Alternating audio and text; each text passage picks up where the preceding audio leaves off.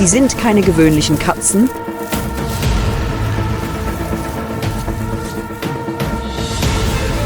Die eine ist ein schwarzer Sturm im Dschungel. Und die andere ist ein Geist unter dem Blätterdach des Amazonas-Regenwalds. Die andere ein biologischer Supersportwagen, der in den sonnenverbrannten Graslandschaften explodiert. Und eine andere wandelt lautlos im nebligen Schnee und Eis, der Geist der Hochgebirge.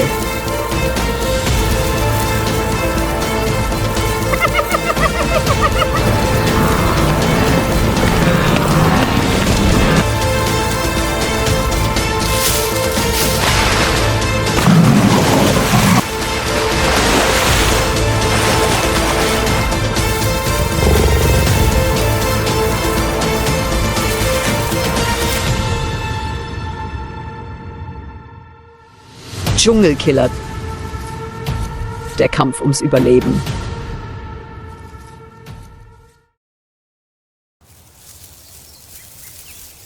In der Wildnis verkörpert der Leopard die Perfektion des Raubtiers, da er lautlos jagen und spurlos verschwinden kann.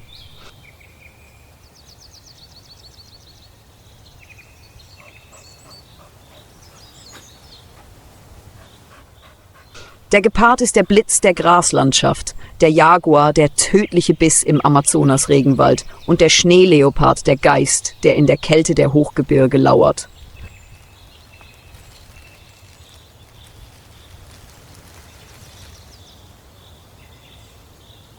Doch unter allen ist der schwarze Leopard die vollkommenste Verkörperung von Stille und Geheimnis.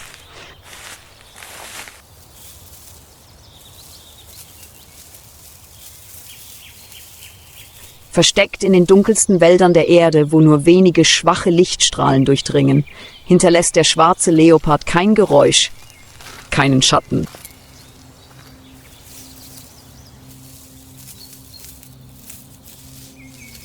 Er erscheint wie ein Albtraum und verschwindet, bevor jemand merkt, dass er verfolgt wird.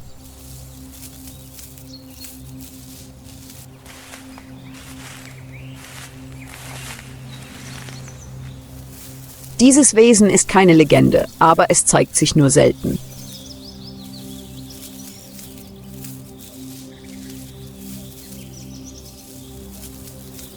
Der schwarze Panther ist die stille Silhouette des Jaguars Panthera onca. Dank einer mysteriösen genetischen Mutation ist sein Fell so dunkel wie die Nacht.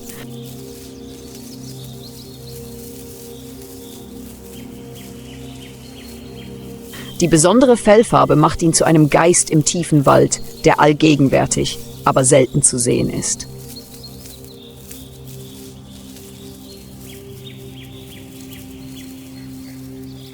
Unter diesem geheimnisvollen Fell verbirgt sich ein starker und kraftvoller Körper.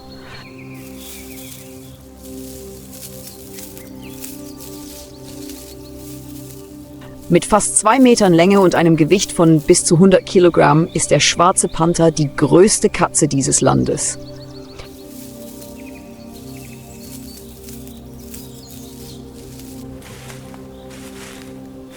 Sein Biss kann einen Schildkrötenpanzer zermalmen, eine Fähigkeit, die in der Katzenfamilie selten anzutreffen ist.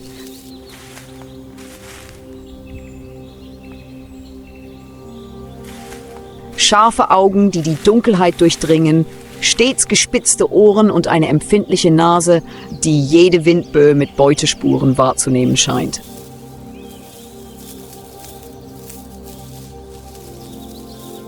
All das macht ihn zu einer perfekten Jagdmaschine. Sie können Beute schon von weitem erkennen und jagen effektiv im Dunkeln.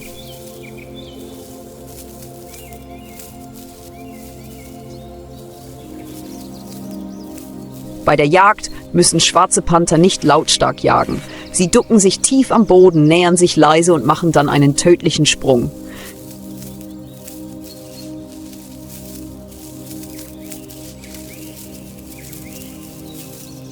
Diese Art lebt allein und kontrolliert ihr Revier mit Kratzgeräuschen, Uringeruch oder leisem Brüllen, das durch den Wald hallt.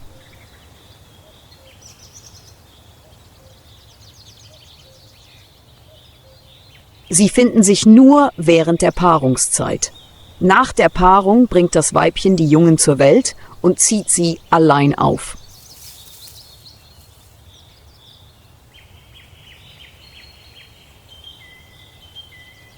An einem nebligen Morgen, als der Wald noch still war, glitt ein schwarzer Schatten durch die moosbedeckten Baumstämme.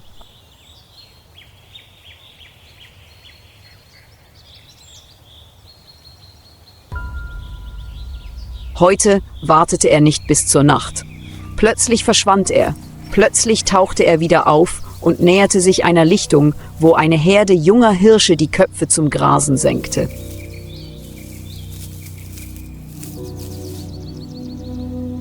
Die Hirsche wussten nicht, dass sie dem Blick des Raubtiers ins Auge gefallen waren. Der schwarze Panther verschmolz mit dem feuchten Boden und bewegte sich Schritt für Schritt, als würde er im Nebel versinken.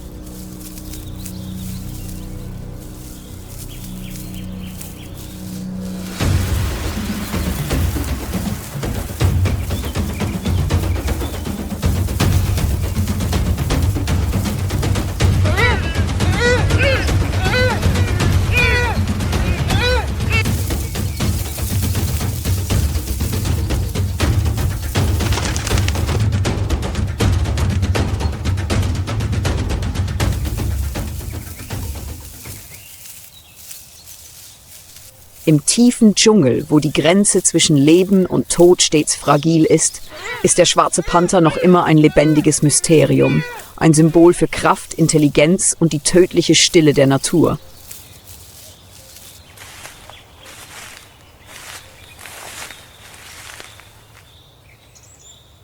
Nicht nur der Dschungel birgt lautlose Raubtiere. Auf der anderen Seite der Erde, in der sengenden Sonne der afrikanischen Graslandschaften, gleitet eine andere Gestalt lautlos dahin.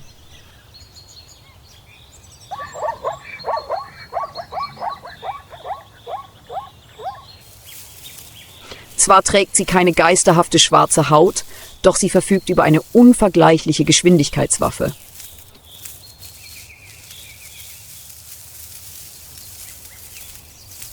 Es ist Kiro, ein junger männlicher Gepard, bekannt als der Geist der Savanne.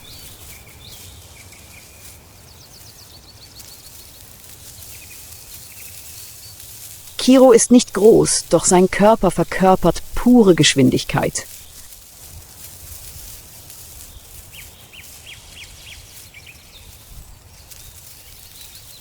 Mit langen Beinen, einem schlanken Körper und einem langen Schwanz als lebendem Ruder ist jeder seiner Sprünge eine präzise Explosion.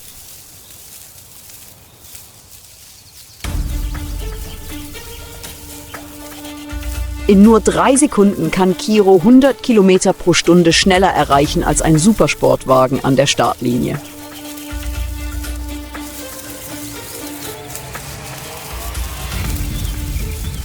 Scharfe Krallen klammern sich in den Boden, die Lungen weiten sich wie Turbomotoren und das Herz schlägt wie eine Kriegstrommel.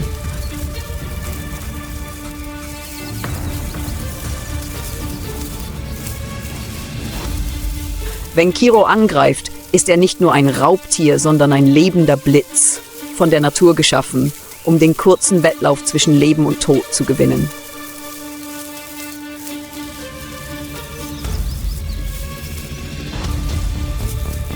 Eines Nachmittags grast inmitten eines Meeres aus gelbem, im Wind schwankendem Gras eine Herde Gnus.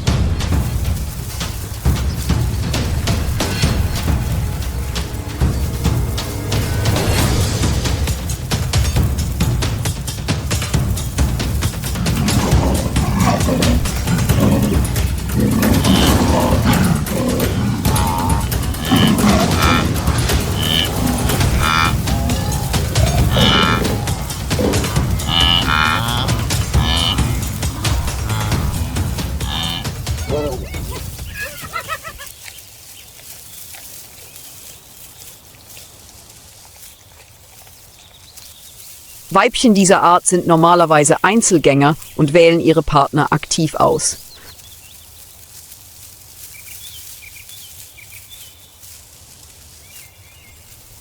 Um ausgewählt zu werden, müssen Kiro und die beiden anderen Männchen seiner kleinen Allianz mit Ausdauer und Kraft konkurrieren, ohne dass Gebrüll oder erbitterte Konflikte nötig sind.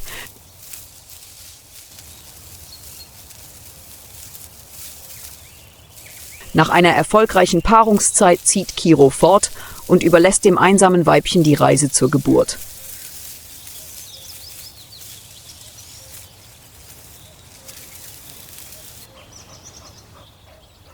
In den Wochen nach der Geburt zieht die Leopardenmutter häufig umher und trägt ihre Jungen an sicherere Orte weg von den Raubtieren.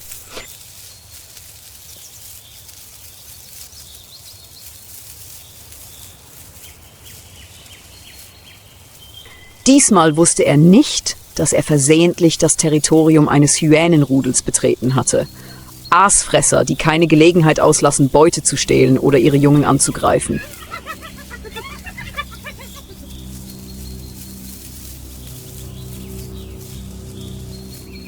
An diesem Morgen, als die Sonne über dem Horizont aufging, verließ die Leopardenmutter ihren Bau, um zu jagen.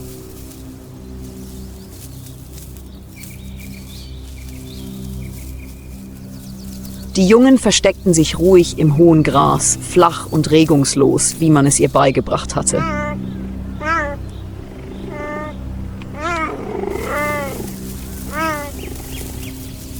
Nur eine Stunde später kehrte sie zurück, das Maul voll mit einer blutigen Antilope, der ersten Mahlzeit des Tages.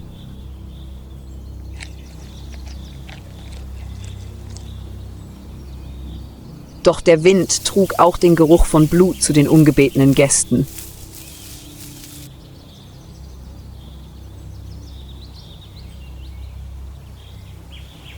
Von weitem näherten sich die Hyänen leise, ihre roten Augen blitzten im Morgenlicht.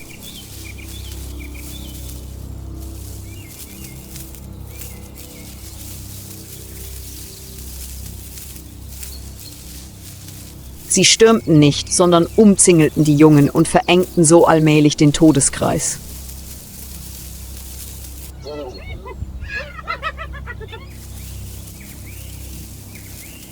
Die Leopardenmutter entdeckte die Gefahr, als sie nur noch wenige Dutzend Schritte von den Jungen entfernt war.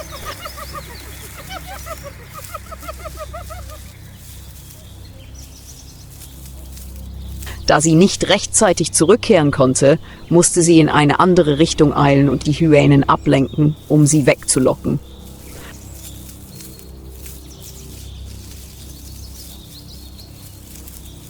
Doch eine Hyäne hatte die Spur aufgenommen und schlich sich zum Gras, wo sich die Jungen versteckten.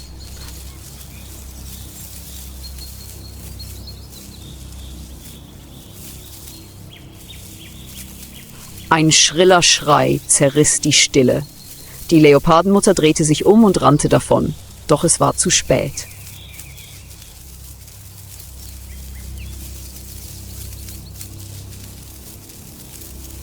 Der Kampf dauerte mehrere Minuten, voller Spannung und Verzweiflung.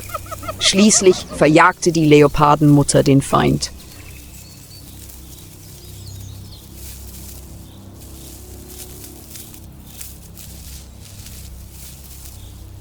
Als die Leopardenmutter ihre Jungen vom blutigen Schauplatz wegtrug, veränderte sich die Farbe des Himmels.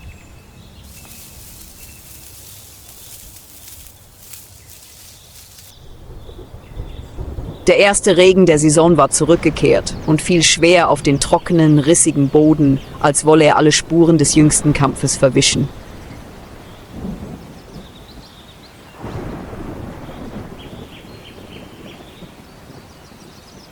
Inmitten der regnerischen und stillen Savanne genossen die Tiere die kühlen Wassertropfen. Die Leopardenmutter und ihre Jungen gingen davon, ohne zurückzublicken.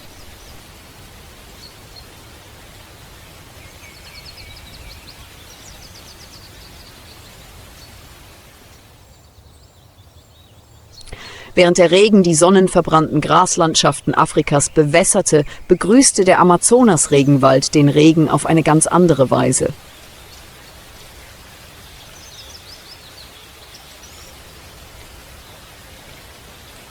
Hier war Regen nicht nur der Anfang, sondern ein unverzichtbarer Bestandteil des Lebens.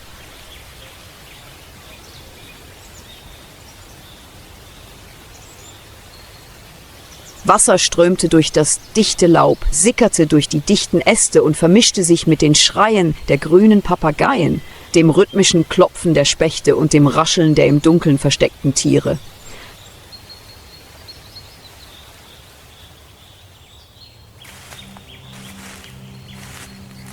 Im Regen lief ein Wesen lautlos. Es war der Jaguar, der amerikanische Jaguar, der Herrscher des tropischen Regenwaldes.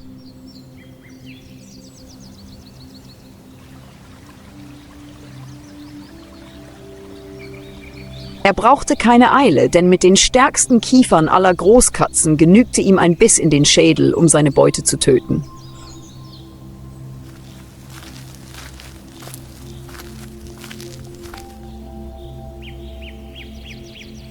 Der Jaguar ist die größte Katze Amerikas und nach Tigern und Löwen die drittgrößte der Welt.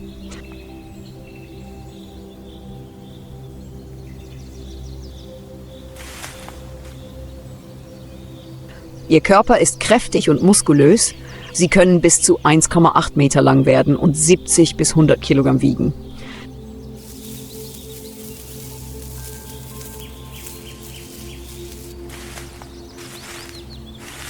Ihr Fell ist gelbbraun und mit schwarzen Rosetten bedeckt, dem auffälligsten Merkmal dieser Art.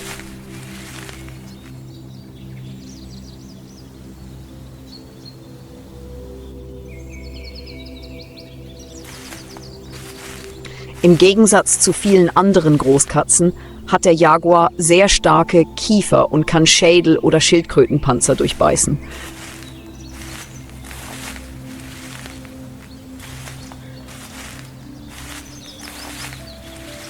Dadurch kann der Jaguar Beutetiere mit dicker Haut oder Panzer wie Kaimane, Süßwasserschildkröten oder Wildschweine jagen.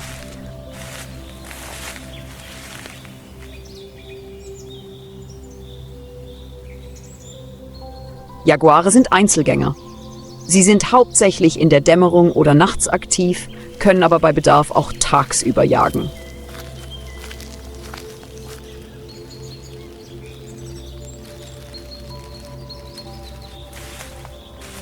Anstatt ihre Beute lange zu verfolgen, pirschen sich Jaguare lieber lautlos an und stürzen sich dann plötzlich mit einem Satz auf sie.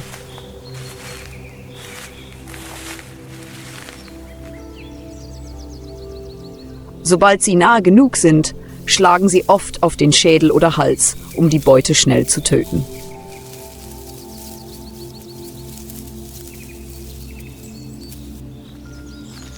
Jaguare sind ausgezeichnete Schwimmer. Im Gegensatz zu vielen anderen Katzen jagen sie oft im oder am Wasser.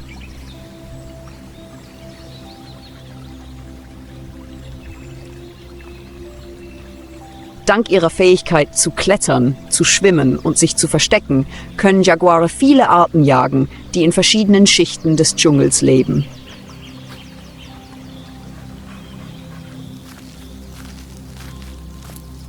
Sie besitzen große Reviere, die oft durch Duft und Gebrüll gekennzeichnet sind.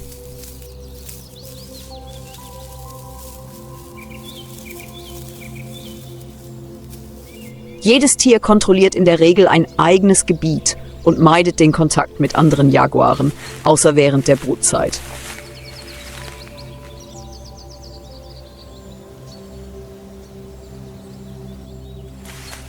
Der Nachmittag bricht über den Amazonas-Regenwald herein.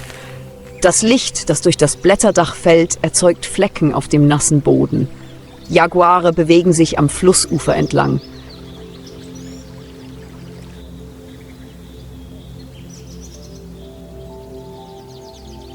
Sie gehen langsam und leise, die Ohren stets gespitzt, um zu lauschen, und ihre Augen beobachten jede noch so kleine Bewegung im Wasser.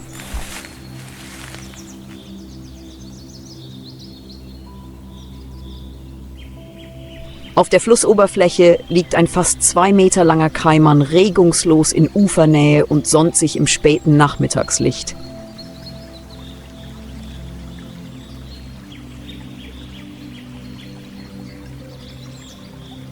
Kaimane sind Reptilien, die im Amazonasgebiet leben. Sie haben lange Körper und eine dicke, harte Haut, die sie bei Angriffen schützt.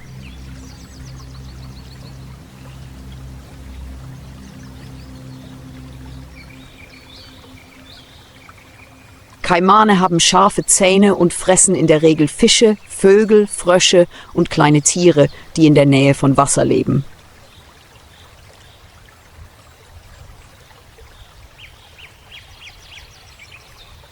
Kaimane haben Augen und Nase hoch oben am Kopf, wodurch sie sich im Wasser verstecken und dennoch ihre Umgebung beobachten können.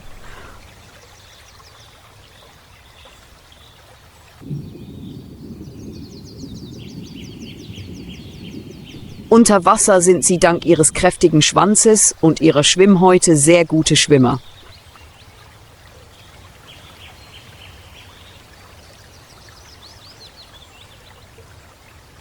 An Land bewegen sie sich langsam und sind anfällig für Angriffe.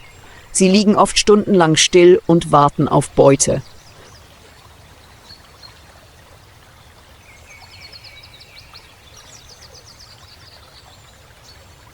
Doch wenn sie aus dem Wasser kommen, um sich auszuruhen, werden sie zu leichten Zielen, insbesondere für mächtige Raubtiere wie Jaguare, die ihre dicken Schädel durchbeißen können.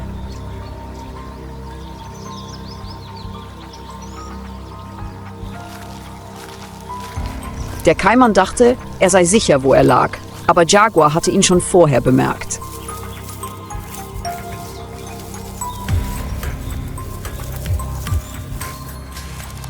Ohne Eile näherte sich Jaguar leise hinter den niedrigen Büschen, Schritt für Schritt und ohne Geräusch.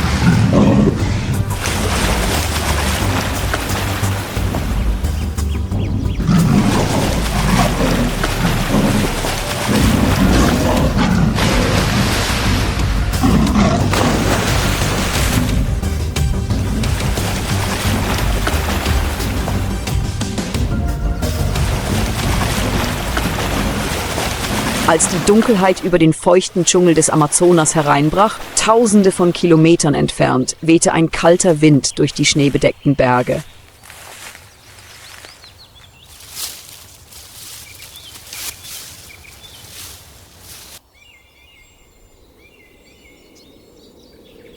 Dies ist kein Ort für Lärm. Auf über 4000 Metern über dem Meeresspiegel verläuft das Leben still und rau.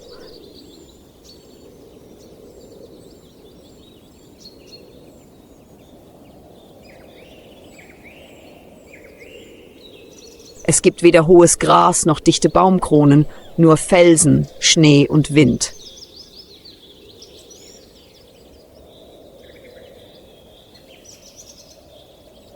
Inmitten dieser weißen Landschaft bewegt sich der Schneeleopard, eine Großkatze der zentralasiatischen Berge, sanft über die eisigen Hänge.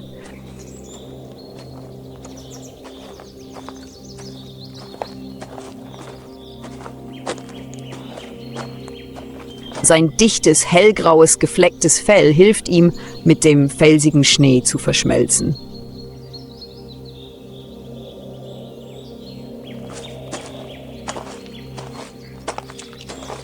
Jeder Schritt des Schneeleoparden ist sicher, leise und geduldig, als würde er seit Jahrtausenden an diesem kalten Ort leben.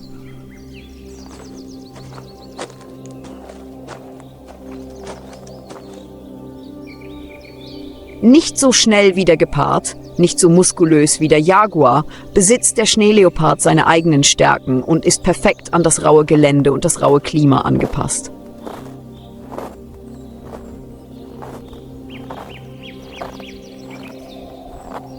Der Schneeleopard, bekannt als das Gespenst der Schneeberge, hat einen Körper, der perfekt an die kalte Hochgebirgsumgebung angepasst ist.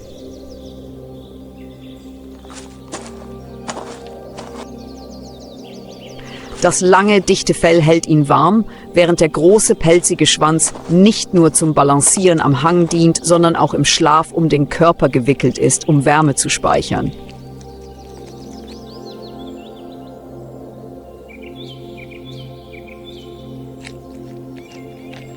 Die Beine des Schneeleoparden sind groß und haben dickes Fell an der Unterseite, das ihm Halt auf der rutschigen Eisfläche bietet und ihm hilft, nicht zu frieren.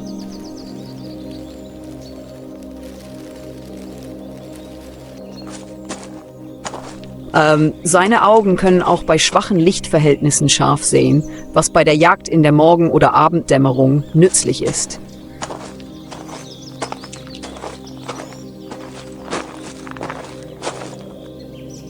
Der Schneeleopard ist ein Einzelgänger und hinterlässt selten Spuren. Er besitzt große Reviere und ist ständig auf der Suche nach Beute unterwegs.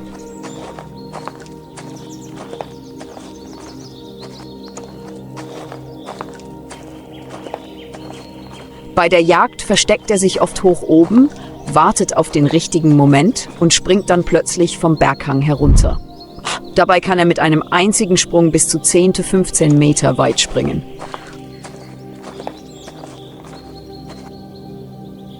Von tropischen Regenwäldern bis zu sonnenverwöhnten Savannen, von den Ufern des Amazonas bis zu schneebedeckten Berggipfeln. Jede Leopardenart hat ihre eigene Gestalt, Stärke und Überlebensstrategie.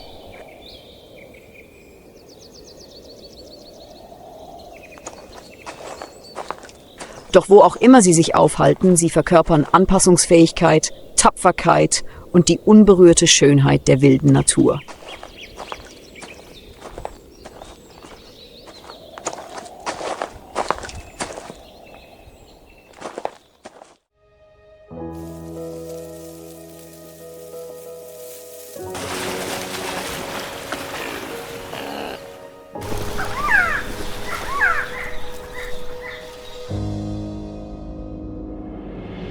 Zwischen majestätischen Bergen und trockenen Wüsten ist Mexiko ein Schlachtfeld auf Leben und Tod. Hier lässt die Natur keinen Raum für Schwäche. Jedes Lebewesen muss unermüdlich kämpfen, um die betäubende Kälte, die sengende Hitze und die Härte der Umwelt zu überwinden. Die wilden Tiere hier existieren nicht einfach nur, sie kämpfen, überleben und beweisen absolute Stärke in diesem rauen Leben. Dies ist kein Ort für die Schwachen. Dies ist ein Ort, an dem nur die Stärksten und Widerstandsfähigsten die Reise fortsetzen können.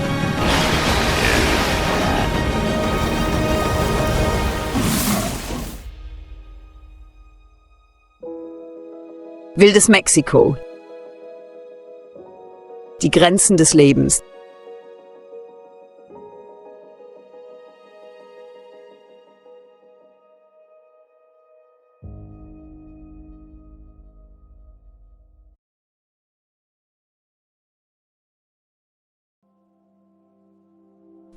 Mexiko, ein Land zwischen zwei Ozeanen, wo Nordamerika auf Südamerika trifft, wo Vulkangipfel die Wolken berühren und sengende Wüsten auf dichte tropische Regenwälder treffen, ist einer der artenreichsten Hotspots der Erde.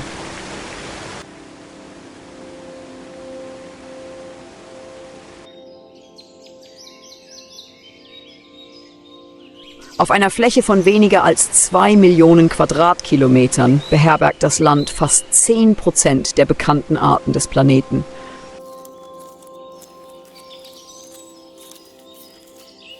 Doch das Leben hier ist mehr als nur Zahlen. Es ist eine vielschichtige Symphonie, lebendig, ursprünglich und im ständigen Wandel.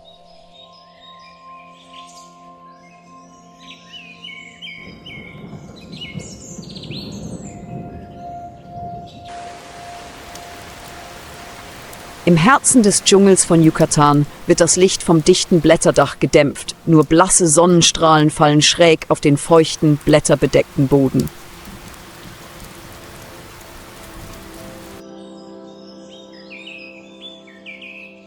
Die Luft hier ist feucht und riecht nach Leben und Tod.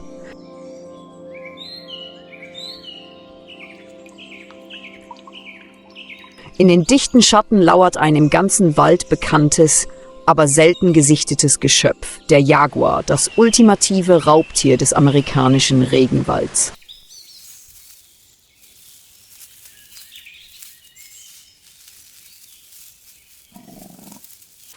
Im Gegensatz zu anderen Großkatzen, die mit Geschwindigkeit oder Verfolgungstaktiken jagen, ist der Jaguar ein Meister der Stille.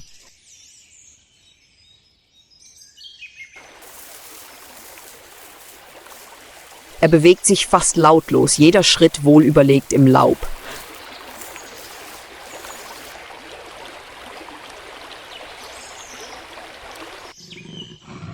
Seine goldbraunen Augen scannen jeden Windhauch, jede noch so kleine Bewegung im Wald.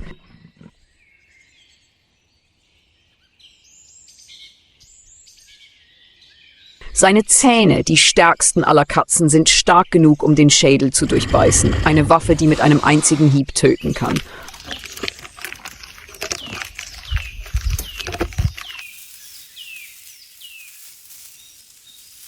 Und heute war sein Ziel eine Herde Halsband-Pekaris, die am Ufer eines seichten Baches grasten.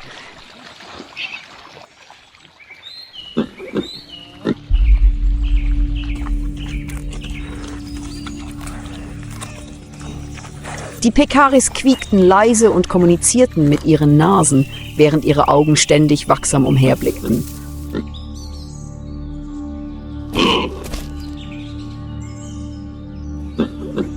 Doch die Dunkelheit wartete.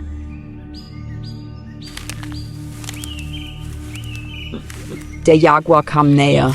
Sein Körper verschmolz fast mit dem Waldboden. Jeder Muskel spannte sich an, als würde er jeden Moment platzen.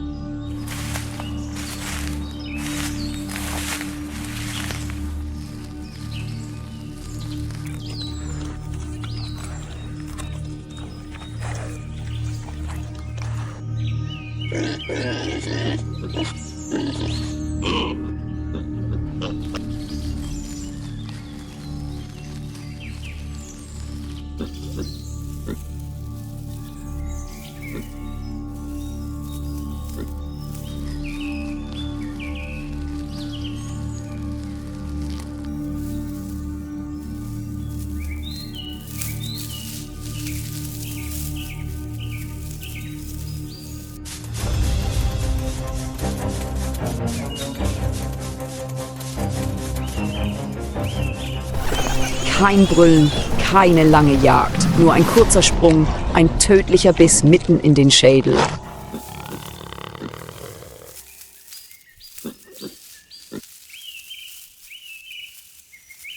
Der junge Eber brach augenblicklich zusammen, ohne auch nur einen Laut von sich zu geben.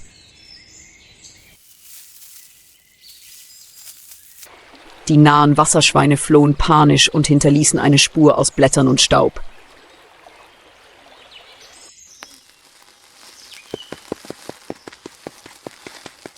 Der Jaguar hielt seine Beute noch einige Sekunden fest. Seine Augen blickten noch immer umher, als hätten seine Instinkte es ihm noch nicht erlaubt, loszulassen.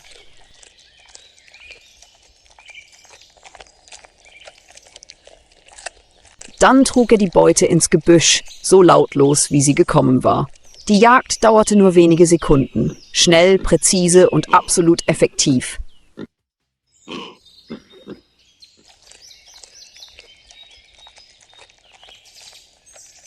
Es war die Kunst der Dunkelheit, der Überlebensrhythmus, der seit Jahrtausenden in diesem Wald existierte.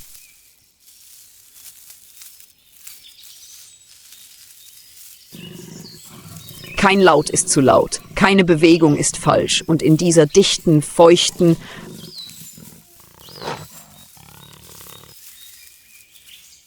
gefährlichen und hungrigen Welt ist der Leiseste oft der Letzte, der überlebt.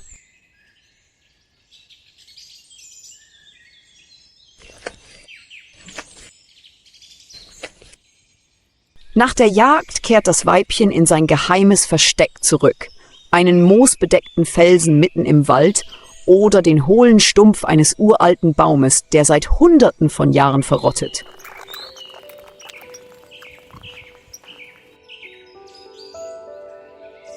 Tief unter dem dunklen Blätterdach verborgen liegt das Heiligste im Leben eines Leoparden.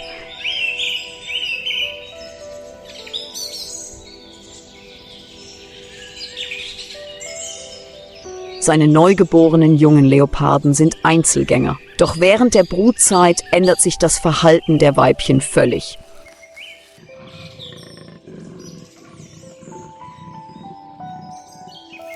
Nach der Paarung, normalerweise während der Regenzeit, wenn Nahrung im Überfluss vorhanden ist und die dichte Vegetation genügend Schutz bietet, ist das Leopardenweibchen etwa 90 bis 110 Tage trächtig und bringt 1 bis 4, meist 2 Junge zur Welt.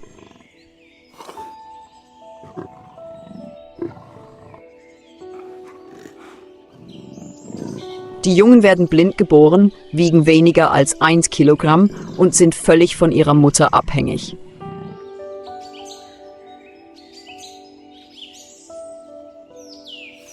Sie sind klein und zerbrechlich, doch in ihrem weichen Körper steckt ein uraltes Jagderbe, das nur darauf wartet, geweckt zu werden.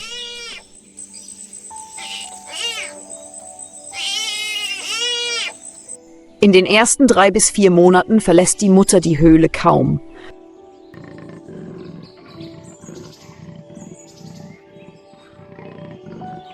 Sie ernährt sich von der Beute, die sie in der Nähe versteckt hat, und jagt sparsam, um Raubtiere nicht zu alarmieren.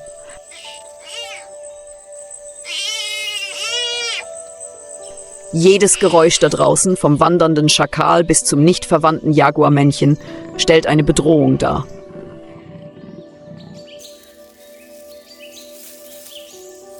In der Welt der Großkatzen töten Männchen manchmal die Jungen anderer Weibchen, um sie wieder zur Brunft zu zwingen.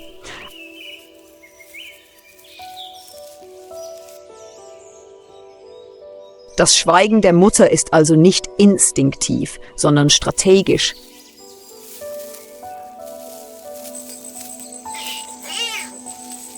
Wenn die Jungen etwa 6 Monate alt sind, beginnen sie, den Bau zu verlassen und lernen ihren Müttern auf kurzen Strecken zu folgen.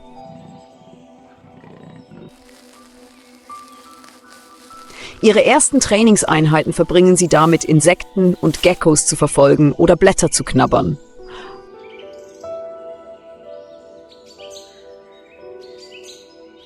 Allmählich lernen sie, im Dunkeln den Atem anzuhalten, den leisen Schritten ihrer Mütter zu folgen und den Wind, den Geruch und die Spannung des Waldes zu spüren, bevor die Jagd beginnt.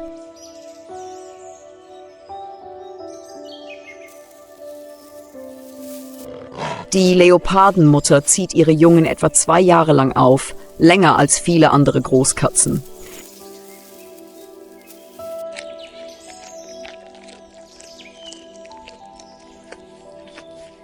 In dieser Zeit bringt sie keine weiteren Jungen zur Welt und steckt all ihre Energie und ihr Training in diesen Wurf, denn sie weiß, dass es in diesem chaotischen und rauen Dschungel ein Wunder ist, wenn ein einzelnes Tier überlebt und heranwächst.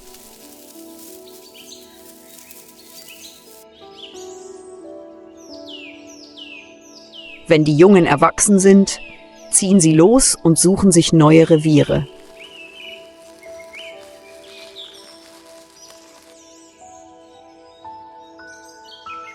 Der Zyklus wiederholt sich, allein, vorsichtig und lautlos.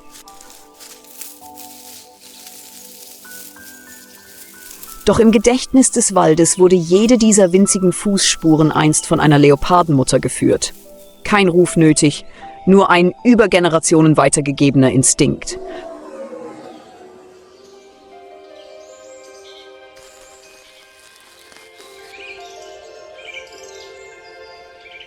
Verborgen unter dem dichten Blätterdach der mexikanischen Wälder, zwischen dem dichten Schatten der Blätter und der feuchten, morschen Erde, lebt ein kleines, aber unverzichtbares Lebewesen im Rhythmus des Waldlebens, der Weißnasen-Nasenbär.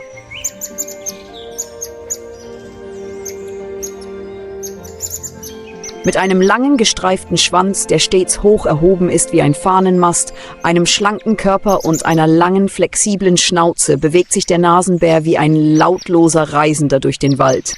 Mal klettert er auf Bäume, mal gräbt er, mal gleitet er lautlos durchs Gebüsch.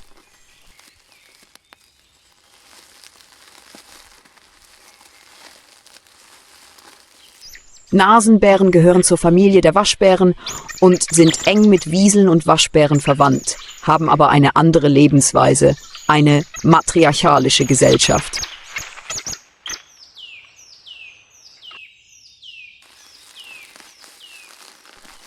Während die meisten Fleischfresser allein leben, leben weibliche Nasenbären und ihre Jungen in Gruppen von bis zu 30 Tieren, die gemeinsam unterwegs sind, Nahrung suchen und sich gegenseitig beschützen. Nur erwachsene Männchen verlassen mit etwa 2 Jahren die Gruppe und leben allein. Zurückgezogene Wanderer, die nur während der Paarungszeit auftauchen.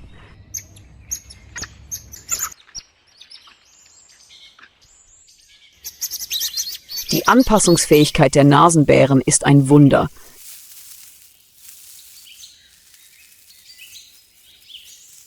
Sie sind Allesfresser und fressen fast alles. Reife Früchte, Vogeleier, Insekten, kleine Reptilien und manchmal sogar Aas.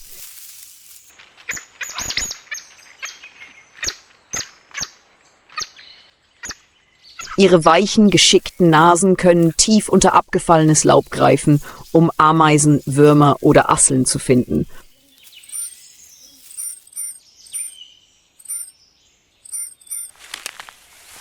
Bei Nahrungsknappheit klettern sie hoch hinaus, flink wie kleine Primaten klettern sie Äste hinauf.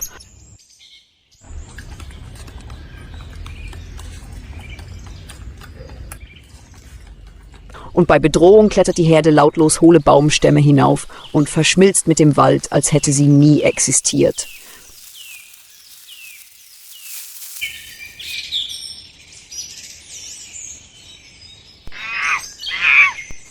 In einer Welt voller Raubtiere, von Vipern und Greifvögeln bis hin zu Luchsen und Jaguaren, sind Nasenbären nicht stark.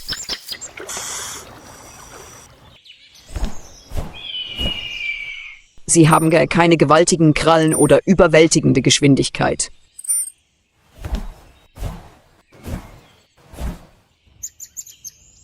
Aber sie verfügen über Rudelzusammenhalt, einen Frühwarninstinkt und eine außergewöhnliche Fähigkeit, sich zu verstecken und zu beobachten.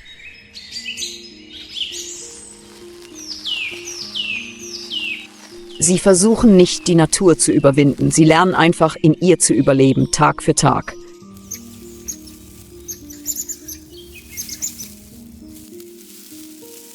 Mehr noch, Nasenbären sind stille Gärtner des Waldes.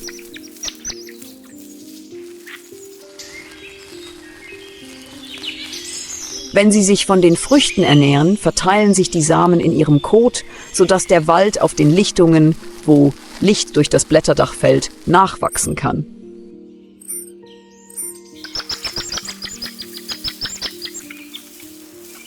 Dank winziger Lebewesen wie dem Nasenbären erhält das Ökosystem seinen fragilen Kreislauf aus Veränderung und Zerstörung aufrecht.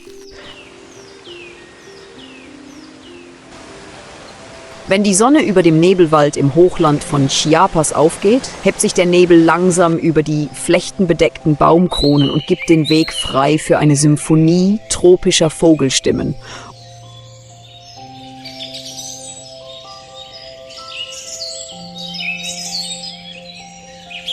Und in dem Moment, in dem das erste Tageslicht das Blätterdach berührt, erscheint ein türkisfarbener Blitz, wie ein Blitz, der über den blätterreichen Himmel zuckt. Der Quetzal ist erschienen.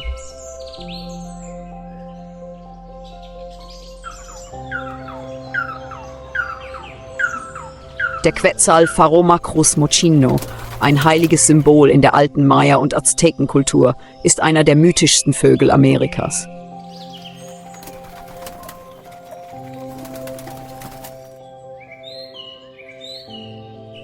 Mit seinem schillernd türkisfarbenen Gefieder, der feuerroten Brust und dem 60 cm langen Schwanz, der wie ein Seidenband im Wind flattert, ist der Quetzal mehr als nur ein Naturgeschöpf. Er verkörpert surreale Schönheit.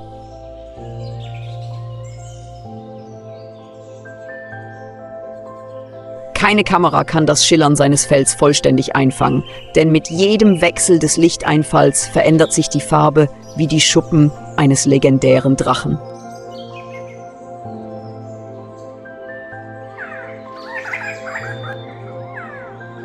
Quetzalnester werden meist in hohlen, morschen Baumstämmen Dutzende Meter über dem Boden gebaut.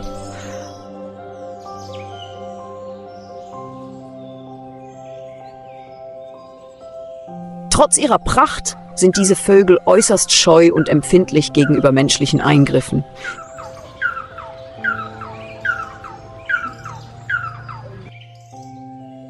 Sie können nur in urzeitlichen Nebelwäldern leben, wo das Klima ganzjährig kühl und feucht ist, in Höhen von 1000 bis 3000 Metern und die dichte Vegetation alles verdeckt.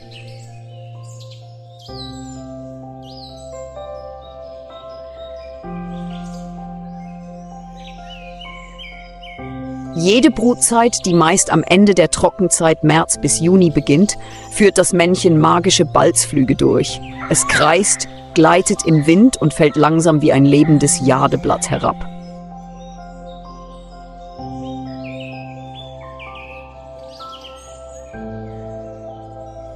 Nachdem sich das Weibchen für eine Partnerin entschieden hat, baut es gemeinsam mit dem Weibchen das Nest und brütet abwechselnd die Eier aus.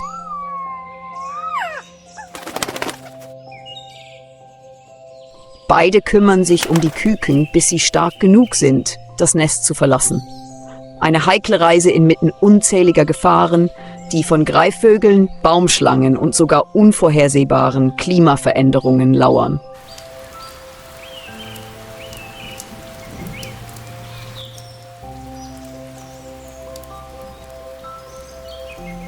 Quetzale ernähren sich hauptsächlich von Waldfrüchten, insbesondere wilden Avocados Persea spp.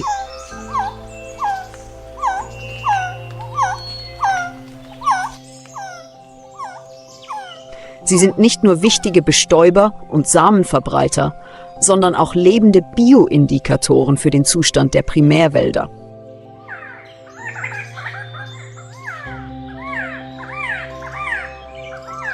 Wenn Wälder verschwinden, gehören Quetzale zu den ersten, die verschwinden.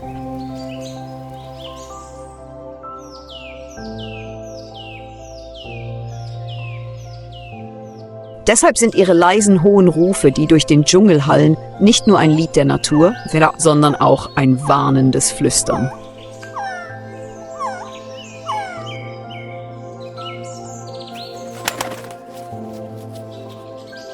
Mexiko ist ein Land der vielschichtigen Welten.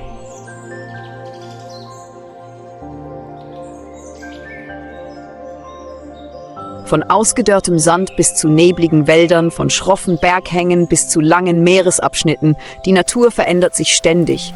Und jede Region birgt ihre eigene ikonische Kreatur, einen lebendigen Geist, der sich unter dem rauen Gelände verbirgt.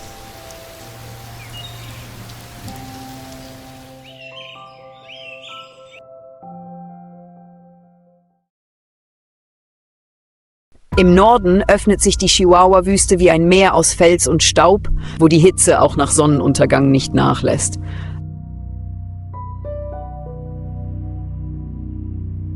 Doch selbst in dieser trockenen Umgebung überlebt ein Lebewesen nicht nur, sondern dominiert mit tödlicher Ruhe.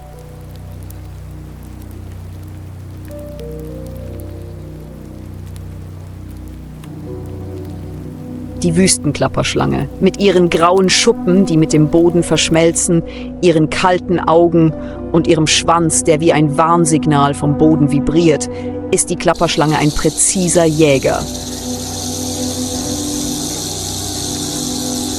Sie muss ihre Beute nicht jagen, sie wartet einfach.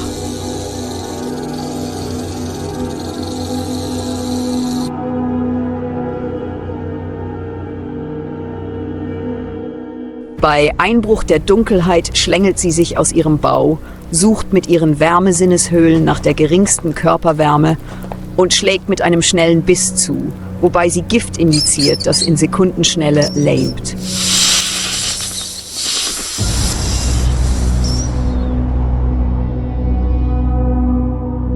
In einer Welt, in der Energie das kostbarste Gut ist die Klapperschlange eine Künstlerin der Zurückhaltung, eine Überlebenskünstlerin der Stille und Geduld.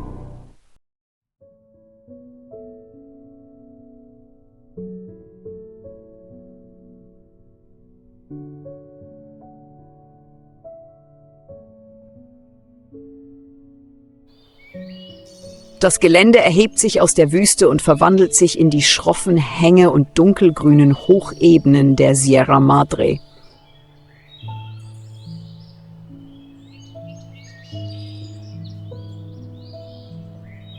Dies ist ein Land mit starken Winden, Kiefernwäldern, Nebel und Dunkelheit.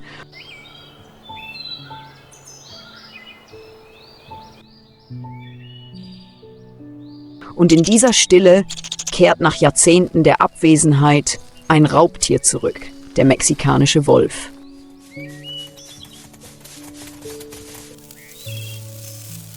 Wölfe sind kleiner als ihre nördlichen Verwandten, aber intelligent, widerstandsfähig und bemerkenswert an ihr Rudel gebunden. Sie waren einst durch Jagd und Lebensraumverlust fast ausgerottet.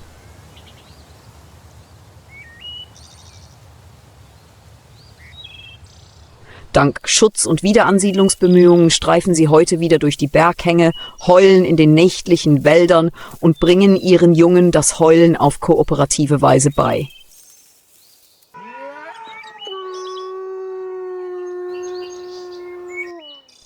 An einem Ort, an dem das Leben ruhig ist die Rückkehr des Wolfsgeheuls ein Zeichen dafür, dass sich die Wälder erholen.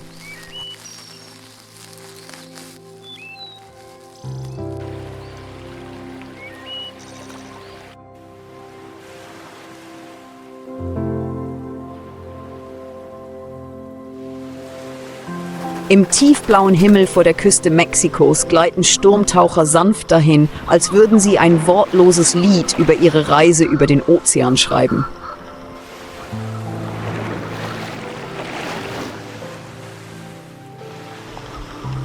Sie fliegen ununterbrochen Tausende von Kilometern und nutzen jeden Wind und jede Welle für ihre Fortbewegung, ohne anzuhalten wie unermüdliche Reisende.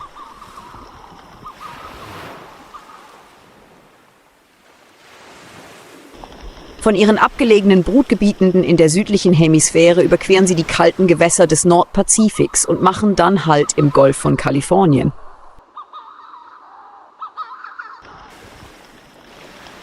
An einer nährstoffreichen Transitstation, wohin wogende Meeresströmungen Meeresschätze wie Fische, Tintenfische und Plankton tragen.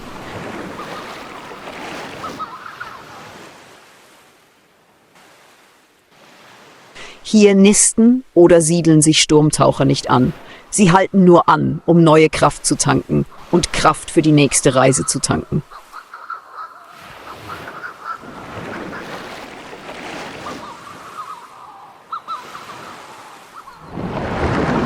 Im hellen Tageslicht vor der Küste Mexikos erstreckt sich das Wasser wie ein riesiger blauer Seidenstreifen, der im blassen Gelb des Sonnenlichts glitzert.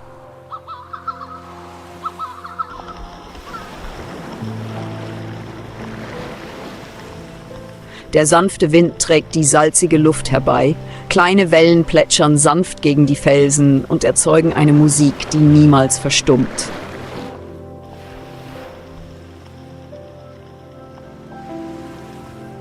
In der Luft gleiten Sturmtaucherschwärme tief über die Meeresoberfläche. Ihre langen, dünnen Flügel wirken wie lebende Klingen und durchschneiden mit geschickten Sturzflügen die Meeresströmungen.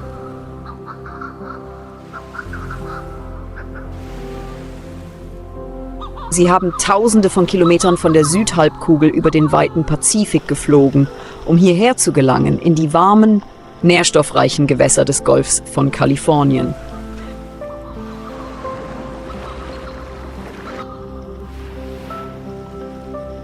Dies ist ein Zwischenziel und manche Exemplare brüten hier.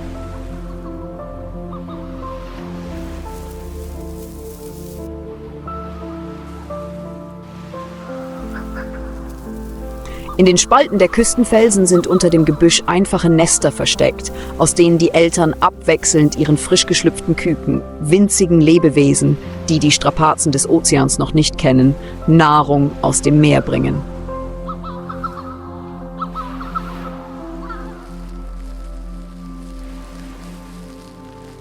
Tagsüber fliegen Sturmtaucher frei und jagen Sardinen und Tintenfische nahe der Oberfläche.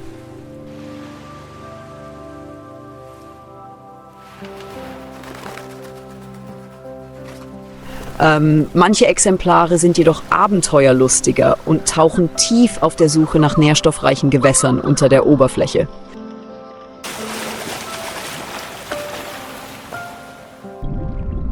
Sie können bis zu 70 Meter tief tauchen, tiefer als die meisten Seevögel.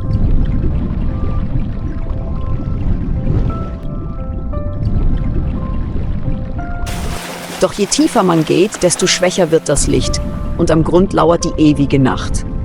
In der bodenlosen Dunkelheit lauert der Thacker-Fangzahnfisch.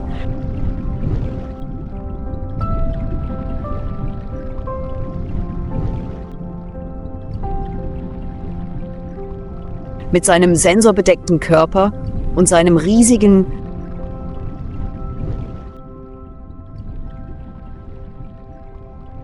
mit scharfen Zähnen besetzten Maul ist er einer der wildesten Raubtiere der Tiefe.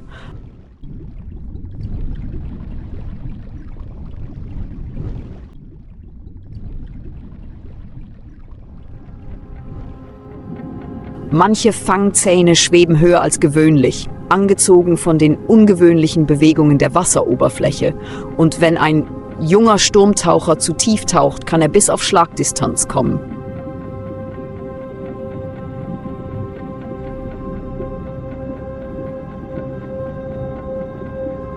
Der Angriff erfolgt lautlos.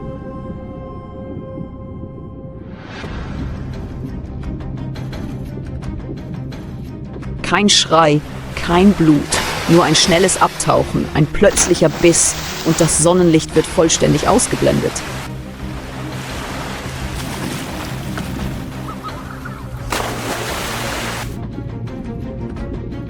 Selbst im hellsten Tageslicht ist die Grenze zwischen Leben und Tod nur eine blaue Fläche.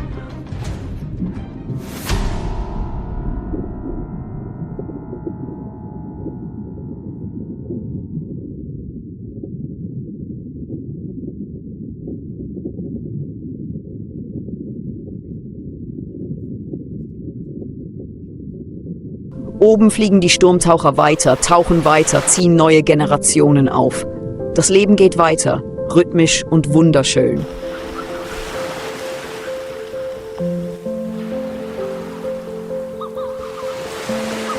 Doch unter den Wellen verbirgt sich eine leise Erinnerung. Selbst im hellsten Licht wartet geduldig eine Dunkelheit.